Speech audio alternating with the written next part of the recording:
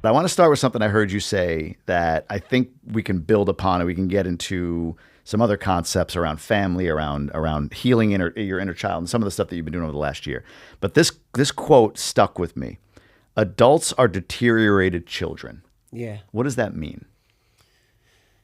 Well, from ages 0 to 7, most of the programming being done that we make decisions on, what our favorite color is, what type of food we like, certain things that have impacted us, the way mom says yes, the way they argue in the house, all of the things that imprint this pure, untapped soul from 0 to 7 is like the installation period.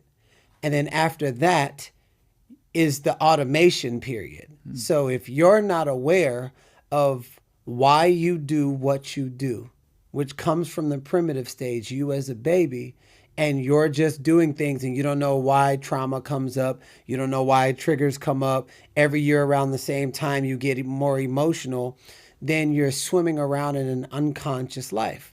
Well, an adult who is swayed by all these different emotions and they can't control them and you don't know where it comes from, 99% of the time it comes from a child who's been impacted or during the installation period time. So that's day 0 all the way up to 7. And so if you think about ABCs, you that's the introduction of language. So you learn that you do ABCs over and over and over, and then that eventually turns into words, then paragraphs, essays, books, libraries, encyclopedias. Well, think about the ABC of unworthiness or not good enough or insecurity that you learned at your home. And that was installed at 7, where you're going to live out the ripple effect of what happened between ages 0 to 7. And a lot of times people say, well, forget about the past. Well, if you leave the past in the past, well, then your future will become a recreation of your past. And this is why people tend to attract the same things, no matter what kind of boyfriend that they try to escape, or a girlfriend, or if you change your name, or you move to a different city. Wherever you go, you still got to take yourself with you. But if what you're trying to escape out there is a direct reflection of what you've never faced in here, as above, so below, as within, so without, that's an adult. That's a deteriorated child. So if you can go back to the child and remember, oh my goodness, I was impacted. My mom used to yell at me, or my dad abandoned me. And that's why I have issues when men just walk out. I'm afraid of when they walk out, so I won't get in a relationship. Well, that's a deterioration of a child, of something that impacted them when they were a little kid. So we just go back to the root of what impacted you the most, the story that was told, whether it was you were conscious of it or not. And then we start working on the root so we can plant something there. And if you ever watched the movie Back to the Future, where he had changed something in his past and then it started altering the Polaroid, you can literally do that right now. Okay. It's not the actual Polaroid. No. If you shift something in the past, it will change your timeline in the future. Agreed. And I want that's a whole other line I want to go into. But before we do, I'm stuck on 7 for a second. So this is there's like a 2-part to the where I want to take this. Yeah. I want to take it from a standpoint of, as a parent of kids that are in that range or whatever, and but then also let's go back at some point to changing the Polaroid. But I have a 9 and a 6-year-old. Yes. Essentially, they'll be 9 and 6 by the time this podcast releases. Your daughter is. I have a daughter who's 22 and a daughter who's 2.5. 2.5. Your younger one. Sorry, I forgot about the older one. You have a 2.5-year-old daughter. When you say 7, I feel like, damn it, one of my kids is past that. It's already done. It's embedded. No, it's not done. Well, so tell me about, like, as a parent listening that's got a 12 or 13, or me as a 9-year with a 9-year-old or whatever. How do I get them How do I deteriorate them, if you will, into that 0 to 7 range where they understand what's impacting and what's driving? How do I change their Polaroid? You've got to install a new language because right now there's something already. Well, think about right now. Do you know any other languages? A little bit of Spanish now. Okay, if you wanted to become fluent in Spanish, what would you do? Yeah, I'd immerse myself in it. I'd You find just ways. answered the question. Yeah. So the immersing in how you speak to them, how you treat your own self, because people don't do what you say, they do what they see. And they respond to your energy, even though you can say something on the surface, but your energy can be insecure, your energy can be scared, your energy can be unworthy. And the child's nervous system is connected to the mother's nervous system, and that trinity of the mom and the dad and children, it's very well connected. That's why a mom can always know or twins can always know when something's wrong with the other. We're actually all connected if our DNA strands is connected. Yeah. And so your energy and who you are as an example on the court and off the court is literally creating a written record that they will follow unless they abort following you and then they find somebody else to model. And that ultimately is what happens. Yeah. And so I have an affirmation that says, I'm the most powerful representation of who my daughter will marry one day. And you got sons, right? 2 boys. You know, I'm the most powerful representation of, of who gets to, have an extraordinary family, or whatever kind of affirmation you want. Yep. But it puts the responsibility on you. And a lot of times people will say, oh man, it's like, I just want to raise my kids to be better. I want to raise great kids. Don't raise great kids. Raise great adults. Because if you think in the term of I'm raising great kids, then by the time they get adult, they're going to act like kids. That's why a lot of men are out. There's a lot of men out here that are boys trying to be a man. But there was nobody to impart that. Be a standard, be in devotion, be in commitment, be in loyalty, be in integrity, be in self-respect to even bring the frequency of the healthy man. So now they're going to pattern after dad. Yeah. And so how is the best thing you can do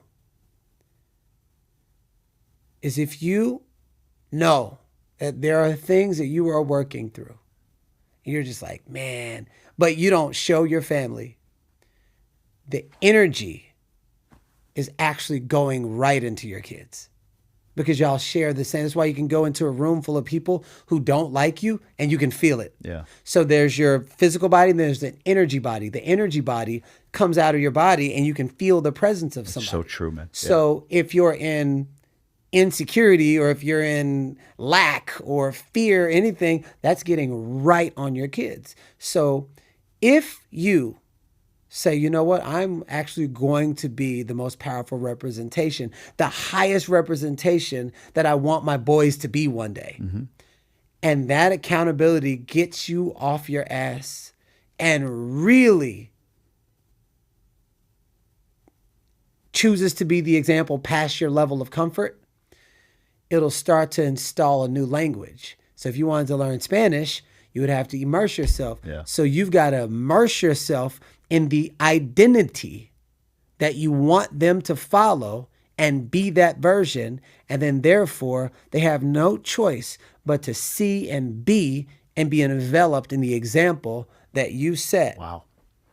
Does the language matter at all? Meaning, if I'm aligned with the way of being, do the words I then say, as long as they're in alignment, do they get more power, or are the words irrelevant? The advice, motivation, I would tell you this. Words cast spells. Death and life is at the power of the tongue. I could literally say right now while we're on here, I hate myself, I hate myself, I hate myself for 1 hour. And then some crazy thing would happen in my life because we're the most powerful magnet in the world. So words are always going to matter. But what matters even more it's the energy behind it. Is the energy behind the words. If I went up to a dog and I was like, bad dog, bad, or whatever. But if I say, oh, bad dog, bad, he's going to start wagging his tail. So tells me that there is another language that's beyond the world of thought or the world of words. Yeah. And so if you can match the right vibration with words that match that vibration, and now that $1 billion rocket ship has fuel and it's going to blast off in the direction that you want. And so if you are clear on your words and you're clear on yourself and you're the authentic representation of what's coming out of your mouth, that's going to transcend every single time, and it's going to get into the people. So I want to ask this, and I want to make sure it's not confusing. A 9-year-old kid, yes, absolutely not too late to help him reclaim and understand and change the Polaroid, let's say. But for me to do that, I need to 100%. Go back and tap back. So is it unfair or inappropriate or not the right tactic? I'm just thinking through this. For me to start to reclaim that energy from my youth, that youthful, pure energy, to do so by almost hacking into or being immersed in the energy of my youthful children so that I could go back to that place and from there build with them. Well, I'll tell you, Michael Jackson had James Brown and Fred Astaire. It's called mirroring success. Like when I had my 2.5-year-old daughter, I started remembering, oh my God, I love to dance. And then all of a sudden she starts dancing more. And so there's nothing wrong. I think the intent behind it, if you go in there weak-minded, I don't want to. But if you're like, they're actually reminding me of what my soul actually wants. So now, who's the teacher? Yeah, right. Oh my See God. What I'm saying? Yes. Nothing wrong with. The key to life, it isn't money. It's happiness. And when you measure how happy you are, you actually become even more happy. Our friends at GoBundance, the Tribe of Millionaires, use a very specific tool to measure their happiness. It's called the Life Happiness Index. And you can have it too. Go over to GoBundance.com/LHI and take your Life Happiness Index assessment. You'll rate yourself in multiple categories on exactly how happy you are and get a custom output for you specifically that you can use in developing whatever goals you have for your life. GoBundance is the tribe of healthy, wealthy, generous people who choose to live epic lives. And the tool GoBundance members use at the base of all of that is the Life Happiness Index. Get out there and grab life big. Souls that haven't been as tainted as ours, reminding us what we forgot about. And this is what I mean, the deteriorated child. My work in the world is to teach adults that how to actually be happy. Yeah. And the safest way I know how to do that is through the eyes, mind, and heart of the little kid. And so my daughter, shortly after she was born, I came up with my company, Artist Power, and it was just bringing people back into that energy, that vibrant frequency that allows you not to play as a way of escape or be joyful as a way of, hey, look what I'm doing on TikTok. I'm talking about when the yuck and the stuck and the unworthiness is not in the way and you can authentically play. When you smile, it's actually genuine. Yeah. When I say, how are you? And you say, oh, I'm amazing. And you actually mean it. Yeah. And there's a power that comes from that. And all we do is look at the kids. They have unlimited energy, unlimited creativity. They just keep going and going and going and going and going. So if we, as adults, could then remember, oh, I remember they used to make me really happy. Why did I stop? Oh, that kid made fun of me in 6th grade. Mm-hmm. And ever since then, I never sang again. I need to pick up singing again because it's something that I actually love. It's not about the age. It's not about how do I build a marketing plan over it or scale it. No, it's about scaling your own heart. And the EKGs of the heart is like the most powerful frequency in the world, one of them. So to be able to tap into it, you get to use that level of power. And so when you allow your heart to be used and you infuse it inside of things that you do, it comes with the heart coherent frequency and not analytics and things like that. That's like a robot. And so it's a big conversation. So there's nothing wrong with seeing your children as teachers to remind you of what your soul yearns for. That is so well said.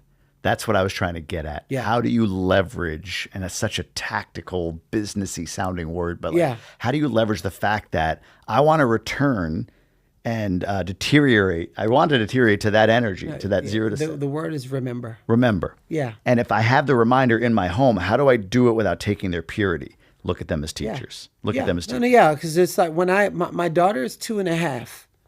And if you have a conversation with her, you'll think you're having a conversation with a 15-year-old, but I don't talk to her as, we never did that. Never did either, yeah. So it makes sense how she has this vast vocabulary, speaking Spanish, speaking French. Oh, is she already? She's in a Spanish immersion school. It makes sense why she's like that, because we speak to her soul-on-soul conversation. Yeah.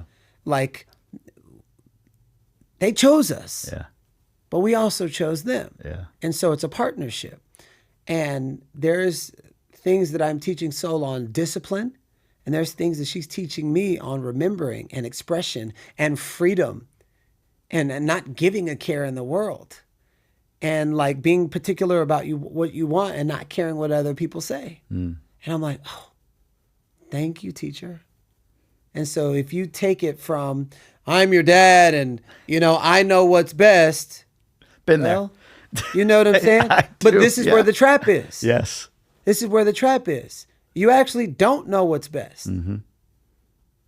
They actually, as far as embodiment, expression, joy, timelessness, they actually know more than we do. Yeah. We just forgot. It's so interesting. I interviewed Grant Cardone. People like him, people hate him, whatever. That's not the point. And one of the things people are like, what was that like? What was he like? Because I had done my prep and then I went to his offices and I interviewed him and everything. And one of the things I said was, what's interesting? Like, he still sounds like an 8-year-old to me. Yeah. In other words, he never, like most of us, I don't know if this was your experience. I think it was. Yeah. Your experience was very interesting, your whole entire upbringing. But at 8 or 9 or 10, or maybe 7, 8, 9, like the dreams that kids have are like, that's great. Be anything you want. Yeah. And then at 11 or 12, your body grows and it's like, you're obviously not going to make the NBA. So let's get real. And we suck away that dreamer energy that kids have. Well, that's when we listen to other people. Yeah. Correct. But we as parents do it. We as adults do it. Absolutely. Guidance counselors, you name it, right? Cardone talks like his dreams, like he's still an 8-year-old. Like if you were to listen to him, if you were to write it down without knowing who was saying it, you might be like, "Oh, that's so cute. This kid, he's gonna make $50 million a month. Oh, it's so cute, so nice." He just never got rid of it for whatever reason. I mean, that's just his journey or whatever. That youthful energy that we lose and have to reclaim sometimes, it seems to happen around 40. Do you know why? There's a book called, I don't remember who the author is. It's called The Second Mountain. I've heard of that book. And the second mountain, maybe you can look it up. Yeah, First mountain is you have what you think success is. So you climb the success ladder. You climb the, who's the author? David Brooks. David Brooks. You climb the success ladder. You do this thing that you think success is. Yeah. And then when you reach the top of that mountain, you realize, oh, damn, I don't have a relationship with my family. I don't feel like I'm doing something meaningful in the world. So then you start climbing a mountain of just being in harmony with nature as it was designed, the mountain of purpose, and start wanting to change. I don't know. It happened to me around that time too. And but I started doing the work before that. But Same. once I hit 40, I'll be 45 in like a month and a half. Yeah. But once I hit 40, I was like, I know how I'm going to live to be 234 without trying to be like, I actually don't need to do, there's nothing wrong with biohacking. Mm-hmm. But I actually don't need to, because the best biohack that you can do is understanding how to be in the spirit of harmony inside of your own body. And like Nikola Tesla says, when you can understand the secrets of the universe is energy, frequency, and vibration. And if all you did was focused on how to harmonize your own body with that, our greatest teachers, which is nature, then you will age how you're meant to age rather than having the human sped up process because of anxiety, fear, hatred, and all these other things that have you speed up the aging process. And so it was around 34 when I started really looking into it, but it was around 40 when the groundedness of who I know I get to be for humanity and my level of patience, I became the frequency of patience instead of saying, hey, I'm patient, when's it going to happen? There was a level of maturity that comes. Oh, that's interesting. You know what I'm saying? Because patience isn't something you do. Patience is a frequency, and it's something that you embody. And then when you're in the embodiment of patience, there's a frequency that comes up, and then that frequency goes out into the space of the infinite, and the space of the infinite is timeless. And when you embody that frequency, then therefore, whatever it is that you're calling in, it just makes its way, but it makes its way when you're in the right resonant frequency. That what you just said about patience isn't something you do, it's something that you become at 40. I've always said I wouldn't say at 40. Well, I'm it sorry. just happened to happen Correct. during that time. I'm saying I think a lot of people can resonate with that. Whatever, 38, 46, 34, like somewhere in that 40-ish range just seems to be when a lot of people go through this experience. And I've said and I've seen and I've observed, maybe you've seen the same, there's two different ways, and I think you just described it in a way I've never thought of before. There's two different ways people go. Either they make wholesale changes in their life. They reattach or reconnect to, their youth. Like you said, we go back and we start to change the Polaroid for the future. I feel like I did that in that 38, 39, 40 range, and you've done that. And I think both of us continue to evolve. And then there's some that they have the feeling, the same sense that we have, again, at 30, 38, whatever the age is, right? But they sort of find something to numb. It doesn't even have to be anything destructive. They could pick up guitar or whatever, but just something to kind of numb through the idea that, but I can't change my circumstances. So they stay in it, and at 50 or 55 or whatever, they come to peace with that was my choice, that's my life. Yeah. But they really rough through that 15 years, only getting solace and peace with the Corvette or the guitar lessons or the whatever. And I think you just described it, and tell me if I'm wrong, but I think it's a matter of, I think the same thing. I became patient, and I preach it, but I've never heard it put that way. I always say, like, you have to just kind of go out, create value without worrying about what the return is going to be. It's such a great line, but that's being patient versus the do patient. Those are the people I can't quite seem to get through to when they ask the question. I'm like, but you're being transactional. Don't be transactional. Like, I understand that you're saying, oh, I did all the things that you said. Like, yeah, you tactically did, but you didn't checked off the list. Correct, exactly. But you didn't embody the energy, the essence, the vibration, the frequency, the energy of what those tactics are intended for. Is that the divergence? Yeah, but I'll tell you, it's not that they're not capable. A lot of people just lack the awareness and don't really understand how vibration works. Yeah, like we're literally vibrational beings housed in this meat suit. Yeah. So a lot of times people leave it in the physical level, but there's a non-physical world that supersedes this three-dimensional world. Like there's so many other dimensions. Yeah. And there's so many other forms of language. So let's just speak in terms of vibration right now. Think of like a snake charmer. And all of a sudden, the cobra is inside of the thing. And he plays music. He doesn't say, hey, come out. Yeah. He plays music. Yeah. And then the snake just comes out. Boom. He's playing a specific frequency that is resonant with having the snake come out. Mm-hmm. When we understand how vibration and frequency work, That's incredible. Yeah. we'll actually be playing a different kind of game in life. So it's not do peace. It's not do work. What happens is I am peaceful, and you choose peace over and over and over. And then all of a sudden, just the same process. It's just different. The same process of whenever you didn't know language, it was coded inside of you. And then you were doing A, B, C, D, A, B, C, D, E, F, G over and over and over. And then one day it clicked. So when you treat peace, I was peaceful and it still hasn't happened yet. I've heard that. Or I have patience, and it's just, the patience I don't have. I've been patient for a year. Mm-hmm. I think right now was probably your breakthrough moment, and you just showed your breakthrough moment that you weren't ready. Mm-hmm. And it won't be on your time. Yeah. So the moment you don't have to say, hey, when is I've done all this, da-da-da. I can tell you the seed that was planted. The undercurrent of when is it going to happen for me? Mm-hmm. Even if it's good on the top, if it still feels like when is it going to happen, I can guarantee you there was some aspect of you is like, okay, I'm going to do this longer than I've ever done it or something like that. And when it passes that threshold, but it still doesn't happen, you're like, I know my day is coming. And you allow yourself, boom. And when you least expect it, boom. That's when the random check comes. That's when the random opportunity comes, because you passed the test called, there's no time you can throw at me. I know it's coming.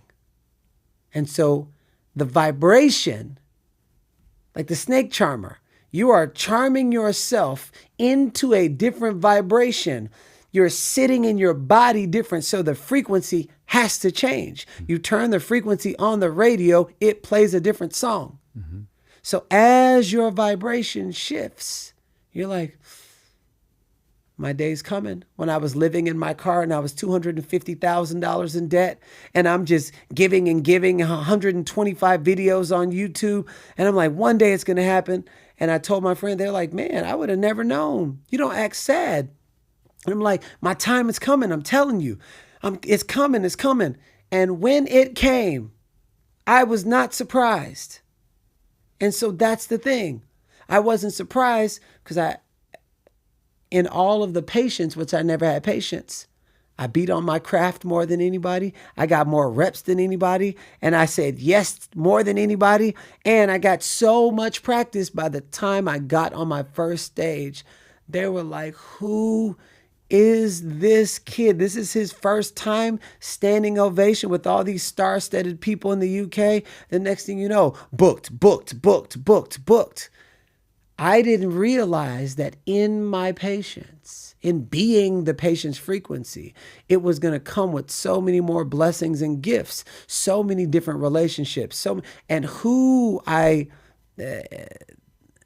as I raised my vibration, who the elevated into is the kind of person that attracted different kind of people. And so there is so much more to say about being the frequency by affirming it over and over and over than I'm doing it and it's not happening. Affirmation. Is that a hack, a tactic? For sure. 100%. For sure. And when you do an affirmation, can you give me the language of it? It's just a quick aside, but okay. What's the language of an affirmation? Anything after the words I am literally is creating your life. But what about those that would say, yeah, but it's not true? Here's what I'm going to say. Oh, sorry. Anything after I am. Yeah.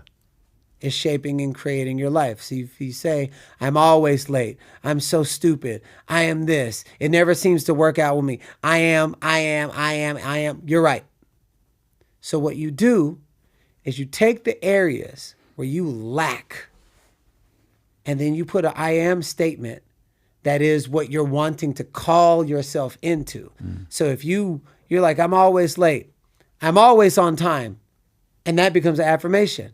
Oh, I could never seem to get it right. I get it to excellence every single time, And so if you find on a piece of paper all the areas where you have lackful thinking. Put an affirmation on that says, I'm always on time.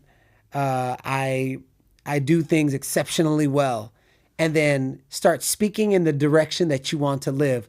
Over time, you will override your negative thinking and you will assume what you tell yourself. Because if you don't tell yourself who you are, you're going to live a life based off of what you think other people think you are.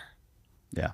This is that Napoleon Hill quote we were talking about. Nature will not tolerate idleness or vacuums of any sort. All space must be and is filled with something. When the individual does not use the brain for the expression of positive, creative thoughts, nature fills the vacuum by forcing the brain to act upon negative thoughts. So affirmation is the space, is the action, if you will, to act upon positive, creative thoughts so that nature doesn't fill it with I'm going to share thoughts. with you something. This is very powerful for anybody who has children and you don't have a good relationship with mainly men. You don't have a good relationship with the father, your kid's mother. I remember I tried everything to try to build a relationship with my daughter, and This is your older daughter. My older daughter. Yeah. Me and her mom just couldn't see eye to eye. And I just walked around all mopey. But I'd go out in the world and I'd be inspiring people, be on stages, speaking to 50, 60,000 people, traveling 98 countries, 97 countries all over the world. But then I would get in the presence of my daughter and I would be weak. And I was like, I hope that she sees that I've changed. I didn't see myself as a different person around my daughter. I did a 10-day silent retreat. And at the end of that retreat, a guy named Steve Stern came up to me. He was like, man, I seen you in several containers. You always have the same intention to get a relationship with your daughter. He was like, you're a good looking guy. It's safe to say that you can get any girl you want. I said, yeah. He said, get a date with your daughter. And I was like, I've never thought to pursue her. What do women want? They want to feel safe. They want to feel seen. They want to feel heard. They want to feel acknowledged. They want you to be able to hold their heart. Even if they're saying something, know what their heart is saying, and they want to be reflected back. I had never treated any woman like that in my life. And so the affirmation was, my old affirmations, I hope she sees that I've changed. Into this affirmation that there was no man in my life that I could relate to that modeled what I was affirming. And I said, I am the most powerful representation of who my daughter will marry one day. And I had no physical that I could relate to. So in my mind, I just kept saying it. And that was my own accountability buddy, who I was affirming myself as. So I started pursuing the relationship. And then I would always check myself. Is this the most powerful representation? When I would go out, when I go out with women, when the things that I was doing that just wasn't conducive to what I was calling into my life. And I would be like, there's only two answers, yes or no. Is it? Boom. And the more times I said yes, the closer I got to be the most powerful representation. So you can literally affirm. That puts your Triton into the ground. And also it serves as a North Star for you to make a clear choice point. And the actions along the way that get you there. Yeah. Going back real quick, and then I want to dive into another topic here. But when you said you were practicing your craft until it happened, what is it? I mean, I got from it that, you were on stage and all of that, but like how specific I'm trapped a little bit, and I feel like there's versions of me in the past that get this, and I might be in a space where I'm in a growth phase where I'm trying to recapture and maybe overthink this part of it. What is it when you are so, what's the word I'm looking for? When you're so willing to allow yourself to be, somebody who does this, to be somebody who gives, to not care about your current circumstance, $250,000 in debt, living in a storage locker and all that stuff. But you just say, I'm going to add value. I'm going to practice my craft. I'm going to go on YouTube. No one knew the struggles, the physical struggles you were having because you showed up in this way.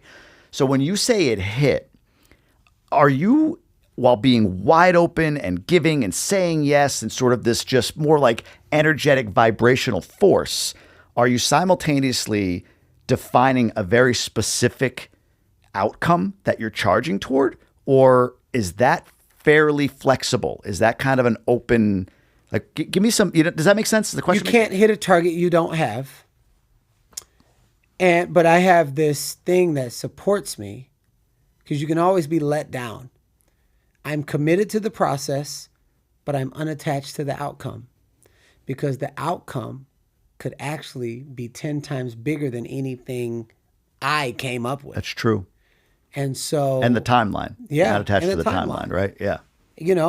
I remember being a little kid, 14, and I had a vision of me retiring my mom, winning 5 Grammys, and walking with my mom on the red carpet. It was so clear. And I was 14. I was going to do it by the time I was 25. I shared this story with you before. I love it, though. Keep going. Yeah. And so, but I had that vision. And then once I left music, I was like, oh, for a split second, I was like, I'm not going to. But then I was like over 25. I was like, oh, I could have said, it didn't happen by 25, or, I'm not doing music. I was like, man, it still feels like it's gonna happen. Yeah.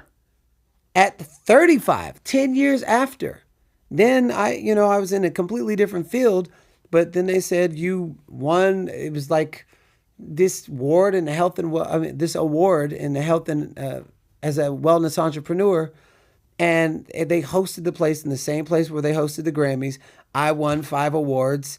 And I retired my mom that night. Crazy. But it gave me the same feeling. Yeah. So the feeling is the secret. Now, human time is very different than the heavenly realm or the space of the infinite. It doesn't operate off the same time. Man made that time. Mm-hmm. Literally, I'm wearing a watch right now. I don't wear a watch for time. What does it say on there? That says nothing. Now. Oh, is that what it says? I'm literally wearing a watch. 45-year-old eyes. Yeah. What time is it? Now. It says now. I love that. Yeah. Yeah. And Constant so reminder. what I learned during this process is if you can be in the right field inside of your body, and it's just like, I feel like I'm supposed to be on stage talking and inspiring millions. I knew that when I was a little kid. I didn't know how, but I just knew it. I was like, I just know I'm supposed to be on stage. I know I'm supposed to be on TV. I have no idea how. But that was in my youth mind.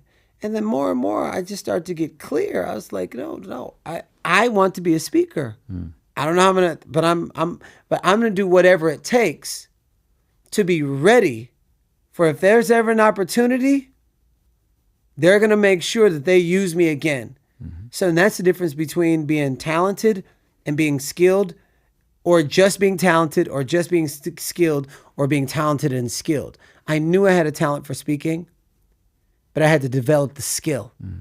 So by the time it hit, meaning, hey, I would love for you to be on this stage, the first stage they put me on. Wow, what are your rates? How do we this? It was like this thing. Now they pay me $50,000 for 90 minutes. Yeah. To talk. Yeah. I don't even have management. You know what I'm saying? It's like, but I know what happens every single time I go and I speak to sales reps, and I go and to these different Fortune 500 companies, and they don't really know how to get them to work together. You get me in the room for an hour and a half, and then all of a sudden, all these different awarenesses and awakenings that they had no idea was blocking their productivity, blocking their home life, blocking them working together, because I focus on creating spirit of harmony, starting with my home. Yeah. And because I have these tools at home, I can create it anywhere else. And so that's when it hit. It's when you're outside and you feel that one little raindrop, and you feel another one, and you feel another one, you feel another one, and you feel another. Next thing you know, it's storming, raining. But you listened to the forecaster said it was going to rain on that day, so you had an umbrella and you were prepared. You don't have to get ready if you stay ready. So that's why I tell these young up and comers, I like that. Yeah. I'm like, yo, don't ride off of talent. Talent's only going to get you so far.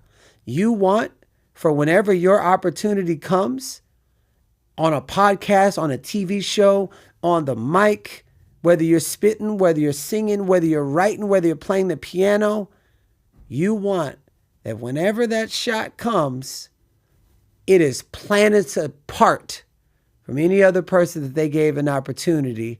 And that's going to be the separation because of your preparation. I love that. You don't have to get ready if you stay ready. Let's do this. Tell me the biggest breakthrough, the biggest change in mindset, the biggest, I don't know, epiphany, the biggest thing that you've seen happen for you in the last year. There's been so many. When I say that though, what's the image that popped through your head? I say, Garrain, we met last April. I think it was last April. It's April 2024 versus April 2023. What pops up? What's different for you? Accepting the bigness of who I really am. What do you mean by that? Anything that you've seen me, even how you've experienced me in the past, I always knew in the quiet of my mind that was 4% of who I really was, because I was afraid of how big who I really am. Like when I was 13 years old, I remember seeing Nelson Mandela and Gandhi, and I remember saying, that's me. But instantly, I shut that down. I was like, those are the type of people who get killed. And I instantly shut off the part of me that vibrated, that felt that same thing.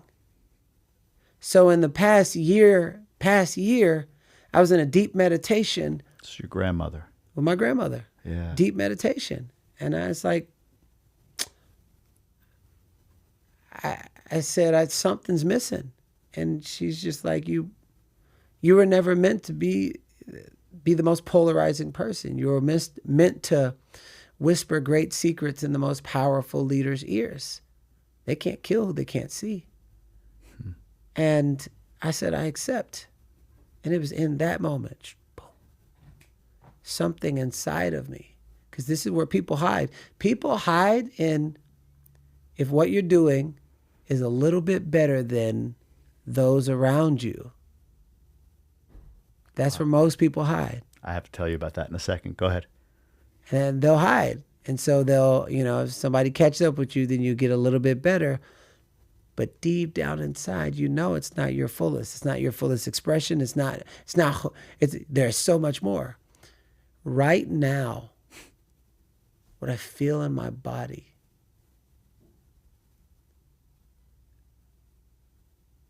the level and rate at which I am vibrating in can't be quantified by words. You can't put a spreadsheet or a Google Doc on it, because vibrationally, who I'm attracting, my level of income, and this is all effortless. Like, I'm not doing any work outwardly. Everything is, how do I understand how to harmonize with what I want to call into the world? Everything has a vibrational match to it. And so my bigness, the way I see the world, how I want to serve humanity, I literally shut it down. And I no longer want to shut it down, because if I limit myself because of other people, like I would shut it down because people are like, oh, you're being too much. You're too loud. You're too this. You're too that. If I limit myself because of other people's insecurities, I'm doing God a disservice. And that I no longer will do anymore.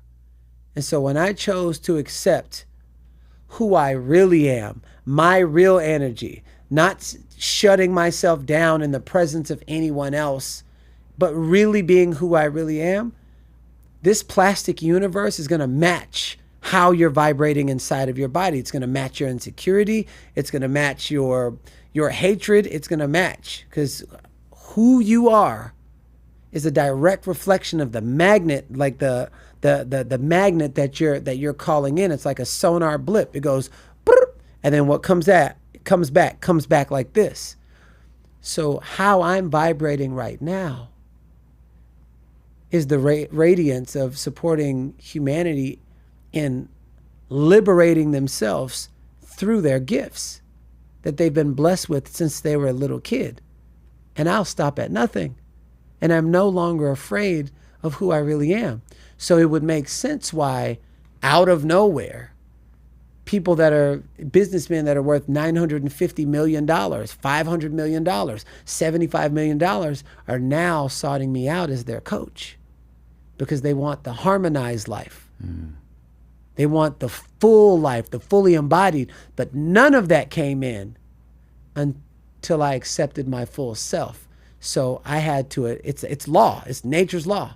I attracted with how I'm vibrating because we're all vibration. So the moment you accept your full self, then you start attracting a full life. As you right now, like there, I could feel in here in me like this like magnetized to you sure. in that just now, like just it was. I'm like going like fuck. I'm feeling this. I'm feeling what he's saying, like as real, vibrating maybe, or maybe I'm on the path to that frequency, and I could feel myself tuning into it. Yeah. And so I'm called to this question, and it may come across as selfish, but you have been. I mean, in my mind, it's humbling. You have been extremely supportive of me, and not like every day, but like you FaceTime me one day. Hey, dude, I see you. Just today when we started. Why? What are you feeling there?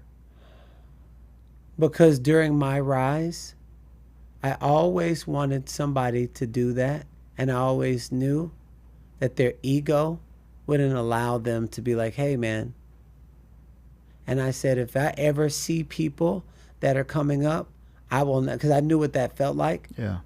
Even people that I knew, I was like, I will never not be that. I always want to make sure that I tell somebody that I see them and to acknowledge. Why? Because most people, even in their success, a lot of people feel insignificant. A lot of people look for significance. They look to feel seen, heard, and acknowledged. These are all childhood traits. If you don't give a flower what it's yearning for, proper water and sunlight, as great as the flower is, it's not going to grow to its capacity. Yeah. And one thing I know when it comes to supporting the development of people and leaders, man, praise and genuine love and actually caring, taking the time out of your day to be like, brother, I just want to let you know, I remember the conversations that we had when we were at the hotel. I see you. So watching that progress, whether if you're in any of my programs or not, that's not why I'm here in the world. I'm here in the world to acknowledge people on the rise and whisper great secrets in the most powerful leaders' ears and like really remind people of what their soul already knows. So sometimes your timing's crazy though. You just need sometimes you just need a little extra boom, and then you just never know how that just creates a rocket ship. Wow, I feel seen by somebody I highly respect. Yeah, I didn't get a lot of that, and I'm just like, it's like, as you're rising too, there's less people like that around you. Oh yeah, right. It becomes lonelier as you're whatever rising means to somebody. It becomes lonelier in that rise. Yeah. Wow, man. Like I said, your timing is always like crazy. Like it's like in that moment I get the DM or the text. Yeah. In that moment I get the FaceTime. It's like, fuck, right when I probably needed it. That's you put in the work, and that's the thing. You're not just like, hey, I just did this one TikTok and boom, boom. No. I've seen almost every single one of your posts. You've been grinding, bro. Yeah. So somebody who like does that, that's a sweet spot in my soul because I'm like that. Yeah.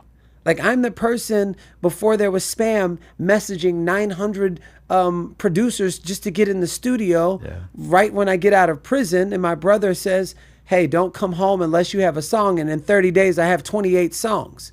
2 months later, I'm signed by Ludacris at DTP Def Jam back in 2007. So game can recognize game. Yeah. So wow. I see myself in you. So if I could even support you in shortening the duration from when I was in 2007 up into 2004, and then all of a sudden support you at the level that I'm playing at just by like little taps, and you can do it in 2 years. That would make me so happy. Just to be able to be like, yo, Jamie, I see you, man, and I want you to know, one, you don't have to be alone on this journey, because people start shading you when they were trying to do what you do and they couldn't do it as well, and then all of a sudden you start rising. I know what that's like. I've taken every freaking dagger that you can possibly think of, and now my back is just numb, and I turned it into drums and I turned it into instruments. Every single dagger, now they're drumsticks that I play instruments on. Yeah, it's crazy. Yeah, like I said, your timing is impeccable on this stuff. And there was something else I was going to say in there real quick, but there's another thought I had as well. I'll come back to it. I can't remember what it was. You were saying about this is what I was going to say. You casually have dropped some really interesting tidbits about you. So for somebody who's like, wait a minute, jail, ludicrous, like go back to our first episode and you can hear all of this, but like jail was in France. Yeah. Jail was a 12-year sentence. You served 2.5-ish of, I think, right? So it's, it's not like, he had a DUI here, right? Yeah. You're talking about like international drug trafficking jail. Yeah. Like every layer of this guy's story. The one that hurts me the most is, I think it was 4 years old in the dryer. Yeah. 4? Yeah. Being put in a dryer. Like, go back and listen to that episode if you need the context on the story of Garrain Jones. You said before about the version of you was just being a little better than the next guy. I've literally said that recently. So again, my audience, the thing that I'm attracting, like I've learned this too. I learned from somebody. I identify less with entrepreneur. I identify more with creator. Okay. I like the idea. I'm a creator, and that creates businesses. It creates opportunities. It creates value. So in my creation arc, I've gotten to be known for this lifestyle expat moving to coming into my own with this move to the Dominican Republic and all that I do there. And there are a few other people I've met there that are on a similar journey, like almost like other creators. I'm forming this little group of like local creators. But I've said to somebody recently, like, I'm looking at and thinking about what each of them are doing. And I'm like, oh, you know what? I got to do one more thing than them to stay ahead of them. Yep. You're saying That's a trap, bro. That's a prison. that's the wrong way. Because where you're coming from, Yeah. and it can be subtle. It sounds so cool, though. Yeah. Competitive nature, Of right? course. Fire. Of But course. when you said that, I'm like, fuck. Wrong way of thinking. Because here's the thing. There's people that make money and they lose it, make money, they lose it, make money, they lose it, make money, they lose it. That's called short-term pleasure thinking. But long-term success thinking has a different approach. Like there's a body of work, and your approach is different. There's so much for everyone. It's not in the abundance frequency. That's not even abundant language. That's a great point. So any action that you take from a lower resonating energy plants the seed of that frequency.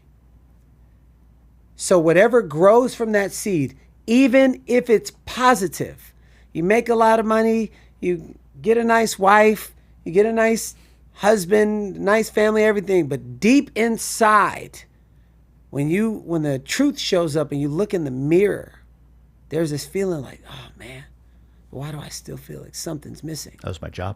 So here's the thing. Yeah. Because in the beginning, you planted the seed called the seed of low vibration.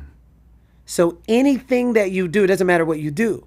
So you want to make sure that you stop, you take a breath. Who is making this action? Is this the abundant one or the one who's out to get it? There's nothing wrong with a little healthy competition. Healthy. Yeah. So what you did was you limited the portal of possibility going after the one thing that could have been the bottom of the blessing, the little leaf right there, and not the giant oak tree. So the next time you see those people doing that, you're like, man, I'm so grateful that everybody's on the rise. I'm so inspired. And let the inspiration lead you. Not the low resonating, oh, I got to get them. I got to get ahead. Get ahead, yeah. Like you see that, you're like, man, I love the rise.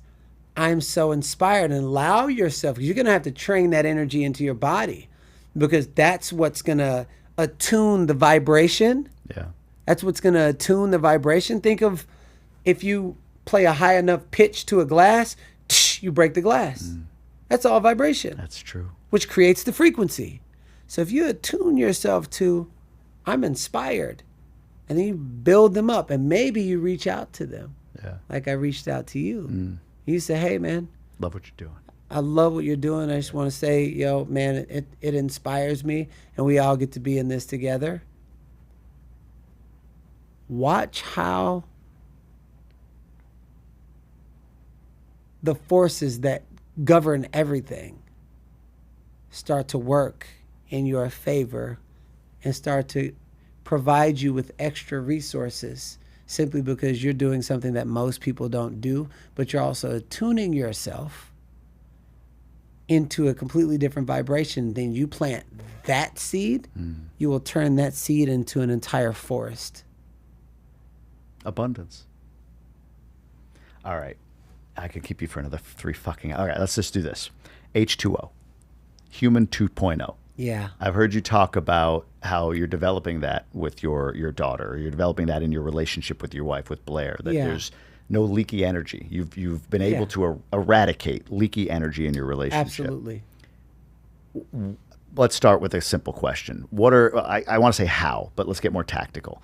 What are some of the decisions you've made that make you feel as though there's no leaky energy in the relationship, in the family, in the core of the family that you have right now? So we have this thing called divine order. God, family, everything else. And we have those three. It's like the skeletal system to everything else. God comes first, then comes family, then work and whatever else. It all comes first, because the better the frequency at home, the better I feel when I'm not at home, the more Blair can be in her feminine essence. When she's in her feminine essence, she's not in her masculine energy. So there's actually polarity at the house, because if I'm in my masculine and she's in her masculine, then there's no polarity. Right. Then what you do is you knock nature out of balance. Nature should not be out of balance, because when nature's out of balance, it causes chaos. And so having divine order, that's number one. God, family, everything else. Okay? And then number two is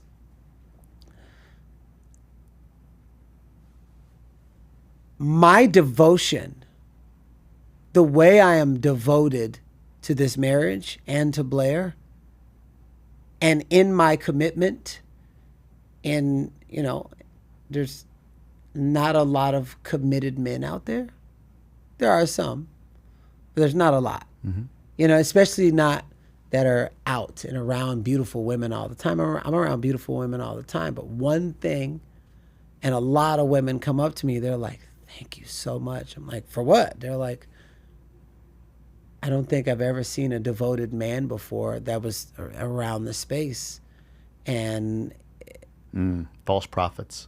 You see what I'm saying? I do, yeah. Where they take this power, or they take that thing, and then they use it and abuse it. You see it, man. You see it a lot. And I'll tell you, when I was unconscious that, and I was just rising in entrepreneurship, I was like, oh my goodness, all these girls are liking me. They didn't like me in high school. And so I would like sleep around not thinking of anything. Then I'd look up, and then it was that same energy, but I was like so unaware. There are a lot of men, not all of them, but there are a lot of men that coach, that run retreats, that serve ayahuasca, that are, quote unquote shamans and gurus, and they're front facing this thing with all this knowledge. And the moment that and this not just with men, but it's mainly with men. In the moment that a woman gets super vulnerable, take them out for alcohol and tries to sleep with them, and they're just like all open and everything, and it happens a lot of times. I didn't realize that was happening that much until I put out a post on social media called what is like spiritual, I forgot what I called it, but it was something in that lane. And there was, I kid you not, 200 women who have never shared that experience. They've had that, they've gone through that experience. Holy shit. And people that I personally know, they're like, it's a good thing that this person's not working with your company anymore, because I didn't even know, and I fired somebody for another reason. Next thing you know, 7 women is like, this person did this same thing. Are you talking about him in the video? I'm like, no. Well, he did the same thing, serving plant medicine to me, and next thing you know, he's sleeping with me. And this happens all the time, but a lot of women are afraid to talk because they don't want to get erupted in the emotion. So what I'm talking about, that my devotion to my wife, anywhere I go, my commitment is felt, and it's learned from other men who've never seen an example of what devotion looks like. So even though I have a certain standard, but I also have compassion, because in some way I was that person 10 years ago in my own unconscious way. And I think there gets to be more examples of devoted men speaking more on what devotion looks like, what loyalty looks like, what self-respect, what dignity, what honor looks like. And so I hold those codes at home. And when I hold those codes at home, it also transcends. I run a retreat called Artist Power Awakened. The next one is June 6th through the 10th here in Austin. Yeah. But 90% are women. And they come and they say, I've never felt this safe in my entire life in the presence of another man. That's a responsibility that I've chosen, to be the example for how men can show up in the presence of women, but also to be the example for how a man can show up in the presence of another woman who has never experienced this type of masculine man, who doesn't lose himself to leaky energy. So that pillar is a very powerful pillar, especially here in Austin. It's a very powerful pillar that, and a standard that I live by, that really speaks into the vibration of our home. And Blair holds those codes in the aspect of the woman who operates that way. And so when we have that, we gave birth to a kid. And she gets to be in the domestication of our values. Of course, she's her own human, but she's also in the disciplines of our values. And when you watch Soul at 2.5 have very similar and take after very similar values. And then we have another boy that's coming. Oh, I didn't know that. Yeah. Oh, congrats. Chieftain Wolf Jones. Wow. Yeah. So around July 15th. So congrats. Thank you so much. We have a boy coming. We have a girl. We have a family, not a broken family, a devotional family. And so inside of that, it creates a vibration that just hits different. And I'm aware of that. And I'm aware that people look at that and they're like, yo, how do you do that? Some people, it's not that they don't want to do it. It's just rare to see. And they're like, how did you do that? How did you attract a woman like that? How do you stay in a relationship as a powerful man with a powerful woman? It's not difficult. Heck yeah, it's difficult. But man, it's so worth it. But my commitment is stronger than my complaints of difficulty. So because I'm willing to face any test, any difficulty, whatever the commitment is stronger. It's my Triton is in the ground. Yeah. That is what shapes Blair and I, and even our freaking dog. We all got the same mannerism. And so bringing that, the family codes, because I have so many people, they want a family. So many, especially in the spiritual community. So many people, I mean, just everywhere. They want healthy family, healthy relationship. Mother knows her values. Dad knows his values. They got family values. and that, you know, there's success that runs through the veins of the family. And so neither one of us came from family like that. Of course, our family gave us the best that they could.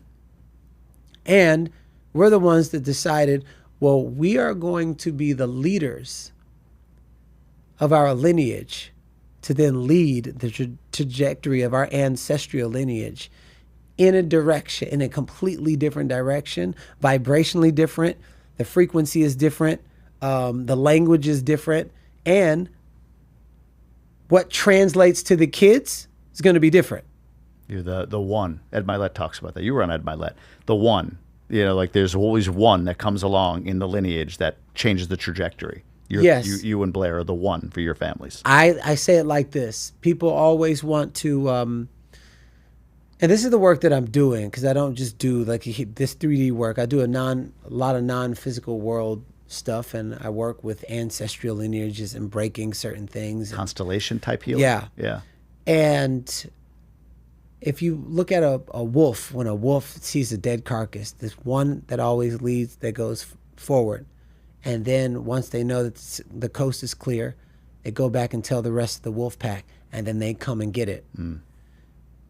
I believe that our ancestors operate the same way. There's a specific relative on the other side that's assigned to you. And when they know that you're ready. That's mama for you. Big mama. Big mama, yeah. When they know that you're ready, and that's when you say, use me. I will alchemize every darkness, because not people got darkness in there. There's like racism and all that other stuff. And so they denounce all of that. But there's so much power in accepting all of it. But why would I accept it? None of it's mine, but all of their DNA is encoded literally inside of your body right now. Yeah. So to denounce any of it is actually denouncing yourself. So, but to accept all of it, now it makes sense why you had to pay so much of the price. Now it makes sense why you had to overcome so many things. You might be paying the price for certain things that any of your ancestors didn't pay. Yeah. Now, the moment you say, I'm the one, I'm the chosen one, I accept all of me, which means all of my lineage I accept. And I'm alchemizing the light and the dark energy and turning it into the power to elevate myself and the world around me. And then watch your spiritual gifts come online just like that. Wow. Because it's not just yours. Maybe there was some people in the past that were running away because they had spiritual gifts. They had their version of government back in the day trying to kill them or behead them because they had spiritual gifts outside of the church. And maybe our ancestors were actually smarter than the physical body, so they said they can take my physical body, but they can't take these gifts. I am going to give it to a specific person who is ready. And I'll put it somewhere in the ether, somewhere in this lineage. And the moment somebody is harmonized in such a way that they say, I'm the one, then all these gifts start coming through. And that's when, certain universal codes and languages and a sense of peace and you not feeling alone. There's so many more gifts than just running, jumping, and singing and dancing. That is a great way. So I did a constellation healing, I don't know, about a year and a half, 2 years ago, I guess now, which is along the lines of what you're describing, right? Kind of healing generational trauma, like almost tapping into. Are you familiar with the term constellation healing? Yep. Yeah, tapping into energies, and then those other people in the room with you can sort of enact or play the role of that energy, that person in your lineage. It could be a parent, a grandparent, somebody from way past. My trip into constellation healing was more of a meta position that I was healing, which was my ego. So there was a physical manifestation or physical representation in the room of my ego that I confronted, and repair work began. Like everything in the last few years that has changed for me has come from the understanding and learning both through a couple deep psychedelic experiences, and then constellation healing to further it, that me and my ego had a very, very strained relationship. And it was one of those things. It's not your amigo. Ego is not your amigo. Keep it down. Push it to the floor. And boy, did my ego come back like, motherfucker, all you have is because I pushed you. Like, we work together. You don't work against me. And that's been an experience for me. But with what you just said, going into another, like your I wish I can go June 6th to the 10th. I just, my parents are in town that week. But I got to get to one of your events, because that to me is constellation healing on steroids. But the intentionality around my constellation, it was like 7 hours. Like you're talking 4 days, right? So, but the intentionality around aligning with, because I'd never fully connected with the idea. I understand generational trauma. Yeah. But the way you just described it and the depth that you described it at, like that's something that almost feels like I was feeling that, like I am that one. Yeah. I definitely am. So I'm going to speak into this. Please. Let's take it away from the word trauma, and let's just say underneath every trauma is a vibration. Mm. So what if you could recover the generational vibration that's underneath the trauma? Do you know how much power that is? I can't even imagine. This is what I'm saying. Yeah. So this is the work that I do, but coupled with dancing and singing and arts and everything. So we use the frequency of the child, because through the gateway of the inner child, it's through the gateway of the inner child, because the child is the closest thing to the spiritual realm. So through when we really, it's like a spiritual plumber, and then you release, you know what I'm saying? All the stuff starts coming out, and then whatever's in there is meant to come through. Water, it's supposed to flow. Well, when you start declogging your channel, and then all of a sudden you're in the coherent frequency of the inner child in a natural state of joy, through that doorway, that's how we can go deeper. And in the depths of that doorway is gifts that will never make sense to the human construct. But I will tell you, we used a lot of sound and movement and frequency and vibration. That all of that was here before they were like, oh, these are the words you're going to use. Yeah. And so, and the Bible says in the beginning there's the word, but the Greek meaning for the word is sound and vibration. Okay, so let me just go to the original language. Here. Yeah. So this is why the drum is so important for humans. Even the beating of the heart, there is a resonance to it. I've literally know how to play certain tones and codes inside of drums. I can be in a room full of 300 people. I can feel the resonance of sadness. I can feel the resonance of joy. I can feel the resonance of suffering or people hurrying and everything. And because all of it's notes to me. Mm-hmm. So think about it. You're a vibration. Yeah. There's a vibration. It's a frequency. A frequency is like a note on a piano. Yeah. There's no such thing as a bad note. It's just surrounded around the wrong combination of notes. So I can take all of that in one moment, because it creates a resonance inside of my body. So I'm going to get back to the harmonized human. When you're in tune with yourself, everything that's out of tune, like a piano. It's true. So with my drum, I can find the missing note that brings everything in harmony with the resonance, that the vibration that I'm putting out. And so this conversation about harmonized human, you're going to hear it a lot. One who is in harmony with nature as it was designed. Nature is so far out of balance. You just turn on the TV. It's like everybody wanted to be everybody else. My role and my goal, my mission, is to restore nature as it was designed, as you and I were designed. And when you pay attention to our teachers, which is the grass, the trees, the ocean, the water, the wind, and you allow nature to show you what it's been teaching us long before any of these other laws, you literally will have the secrets to the universe right in your face. That's what I study. And so I've just found a very unique way to weave frequency, vibration, harmony, nature, the vibration under the traumas, joy, painting, the artist, the little kid. That's what I call the artist, because they create. And then when you create, you actually benefit from the frequency of the creator, God creation. You know what I'm saying? So I found a very unique way to bring that all together and teach people how to harness that frequency and then hold it without needing to go to the retreat, because they leave with tools. And so that's my role. That my company is called Artist Power.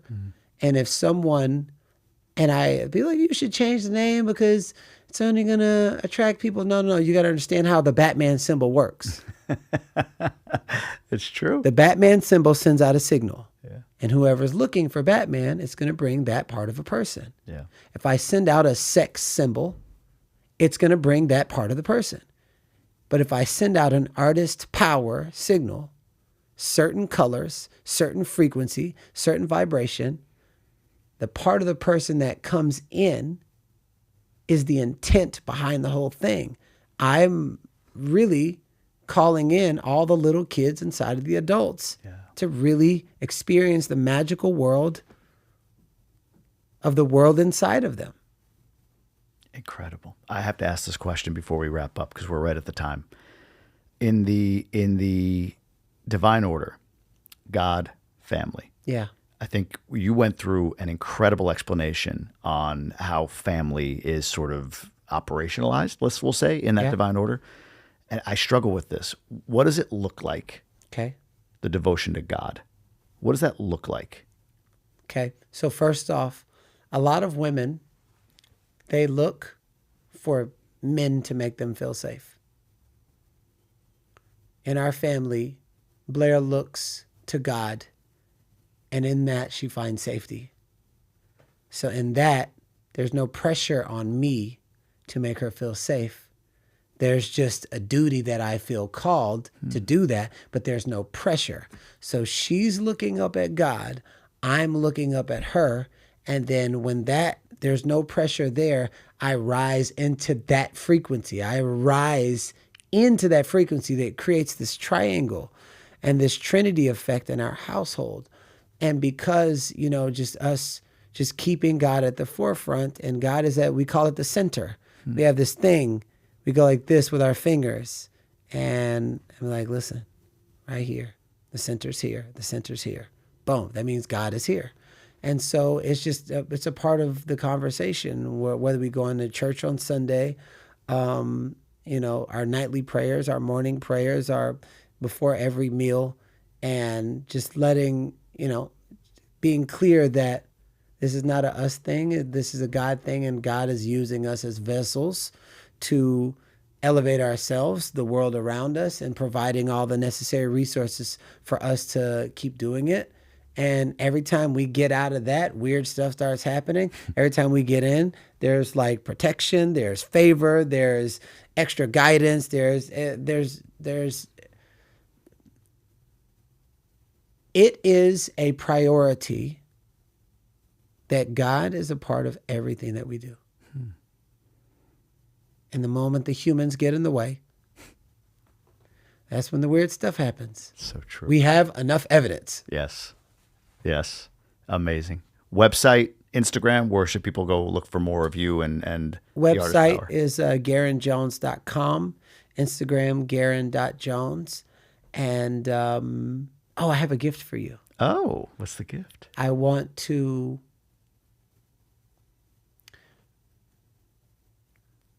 leave you with a frequency. I brought my drum. I saw that I made in Costa Rica. Yesterday. You just got back. Yeah. You just got back. I want to leave you with a frequency that is going to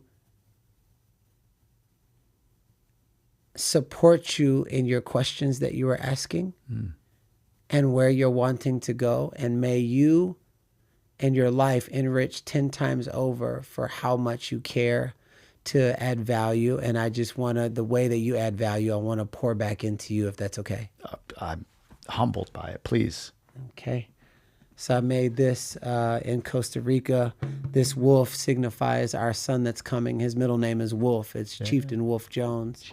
So I am going to play this. I'm going to ask you. What should I do? Just close your eyes, hand on your heart, and think about the what you're wanting to call in.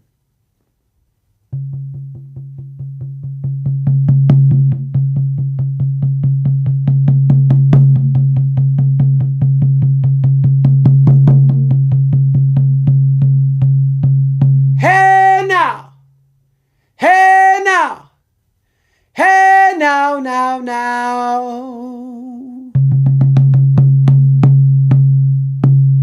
Hey now, hey now, hey now, now.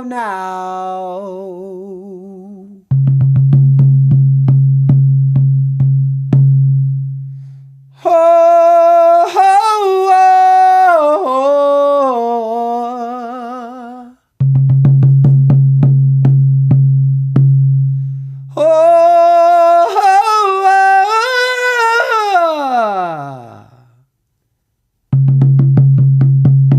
Hey now, hey now, hey now.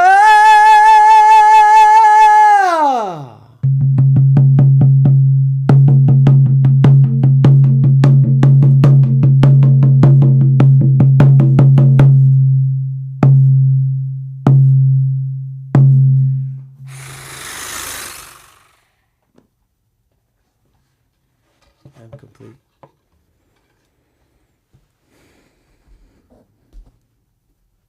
Thank you for that. Thank you for the work you're doing in the world, brother. Dude, thank you for that.